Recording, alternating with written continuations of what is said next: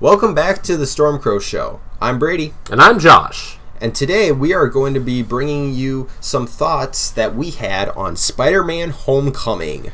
Yep, at the time of this recording, Spider-Man Homecoming has been out for a few days already.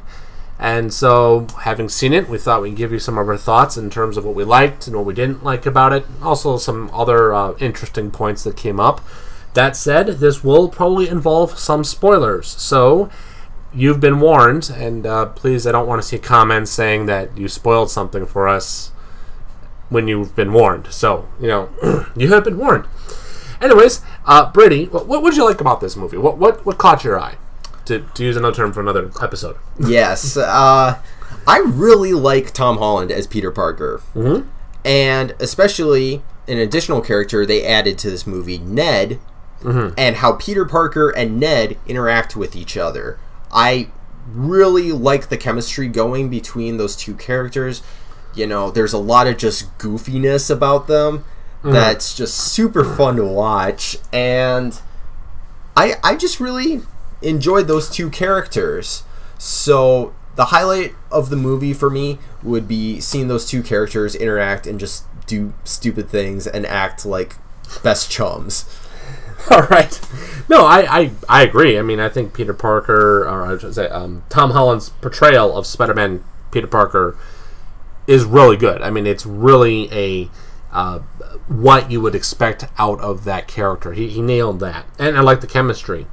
I also like the general lightheartedness of the film, especially compared to. I mean, I did like the Amazing Spider-Man, but it was darker and more angsty, and that can get really tiresome after a while. So I like this upbeat take. I also like Michael Keaton's Vulture. I mean, I think he did a great job. Very good. Playing not just a bad guy, but a very, not say relatable, but he's a bad guy that you really actually had some level of sympathy for. You felt bad about, I mean, ultimately because of what happens. In fact, that's the cool thing about this particular movie, is that at the end, you kind of see sort of the tough aspect that occurs when the Vulture has to pay his dues, if you will.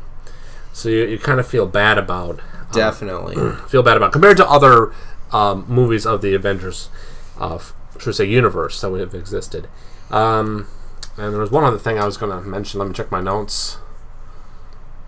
Oh, yeah, of course. The character building points. I mean, like, they didn't have that line, with great power comes great responsibility. Yep. But they effectively taught that again when Tony Stark. Tony Stark, I was going to say Robert Downey Jr., but yeah, Tony Stark, Iron Man, gives Spider-Man some tough love when Spider-Man's like, I'm nothing without the suit. And, Iron Man's response is, then you shouldn't have it. I mean, that's his, which is a very powerful point. And there was some good growing up there. Yeah, and not just growing up on Peter Parker's part, but also I really like the way they made Tony Stark kind of a father figure. Yeah. Because as we've watched the Avengers franchise go forward, it seems like in each movie, Tony Stark has gotten gradually more mature in the way he deals with other people. Yep. Especially other superheroes. Yeah. So, I really liked Tony Stark in this movie. He was very, very much a character to be appreciated. Yeah. But, Josh, I know you and I both have a couple gripes, and one of them actually is largely the biggest downside to this movie. So, why don't we talk about that?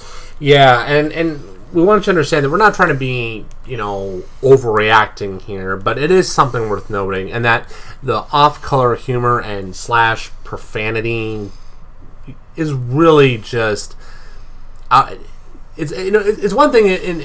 You expect it in certain movies, and maybe we could argue it shouldn't be there at all. I mean, we can have that discussion sometime, I'm sure. But my point is, here it was just overkill. It was just overkill, and really, it didn't add anything to the movie. It didn't help you feel better. It didn't, or not feel better, but you didn't like at least with Peter Parker, that is Tom Holland's character. When there's a few times he swore, he did it because he was scared because someone was going to die or something like that, and I'm not saying I'm justifying that, but at least you would say, oh, it's sort of like, oh, he's scared. He wants to... Yeah. He's concerned about someone else. Whereas other times it was just like, here, we'll just throw that in because we want to show how much these people are jerks, or for a punchline even. Yeah.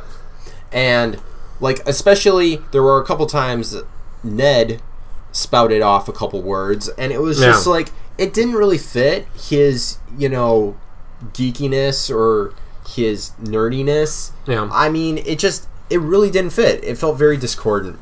So I guess what we would say on this point is, why do people go to the movies? Mm-hmm. Typically, the reason people go to the movies is to escape reality for a couple hours. They like to see, superheroes saving the day, and that's largely why these movies are so successful, I think. Sure. But if you're mixing in so much of real life, such as profanity... Yeah. That it begins to not feel like an escape. I mean, what's the point of the movie at that point? You didn't escape real life. You just were like, okay, I'm going to sit here for a couple of hours and enjoy, in quotes, this real life experience. And, I mean, that to me it doesn't make sense. Why would you do that? Yeah. And the thing we're saying is, I mean... And part of the reason why we did have some concern about this is when we went to the movie, we saw a lot of little kids there. I mean, guys, okay, if you haven't watched it yet, and it's rated PG-13 for a reason, okay? So you probably should not be bringing your 5 and 6-year-olds to it, because you might have them repeating it a lot of times. Yeah, who knew? Little kids actually repeat some words sometimes. Like, yeah. Wow. Yeah, who knew? Yeah. And it just...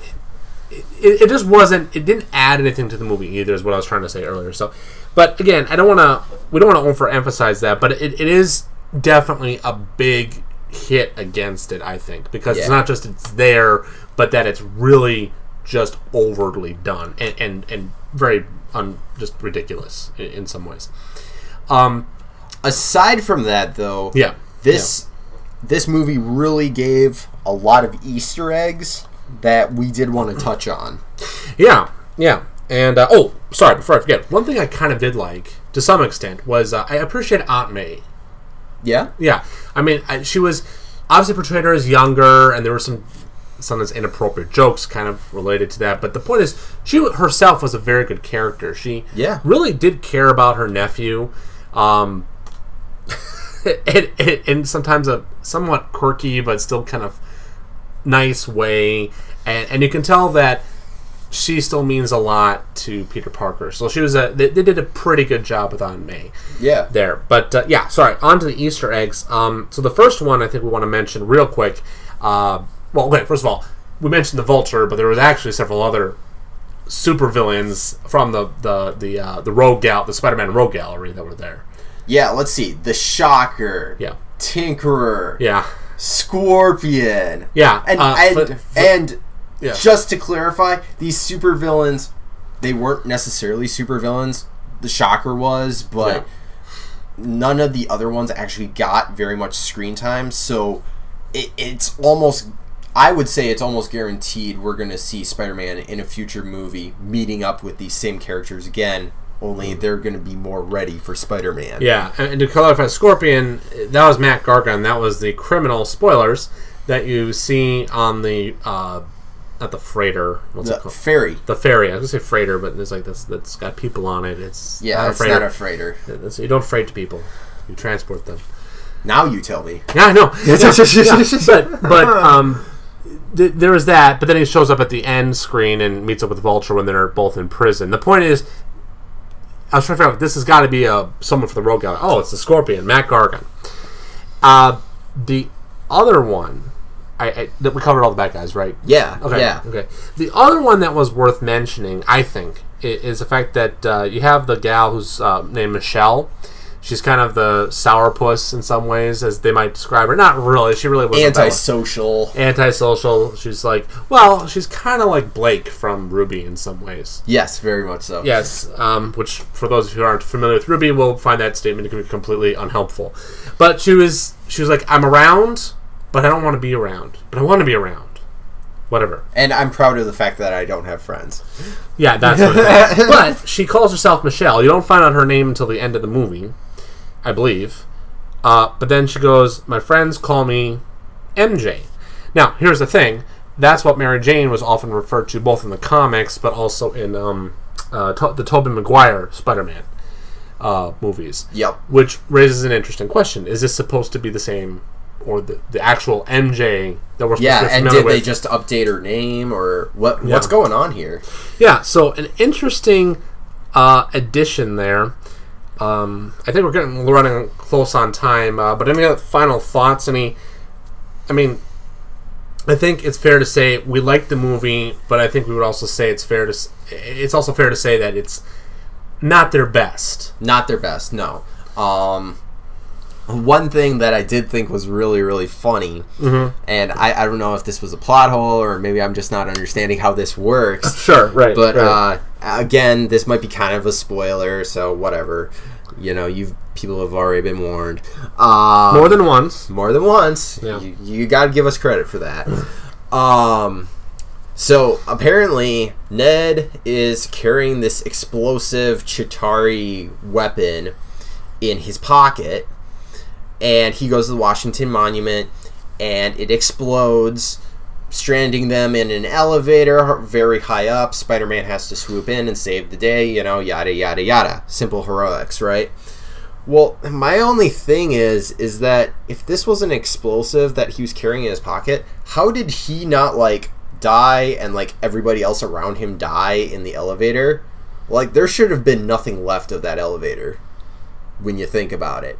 How did everybody survive an explosion? And Ned, his pants weren't even ripped. I mean, not saying we want to see that, but I'm just saying it was kind of funny. I don't know how this works, but I like to be nitpicky and pick apart movies and see if I can find anything. It's a fair question, but the answer is probably because they wanted to keep it somewhat family friendly, even if they failed on the swear department. Yes, that's true. That's true. But that's a good point. But I like I said, it's kind of a.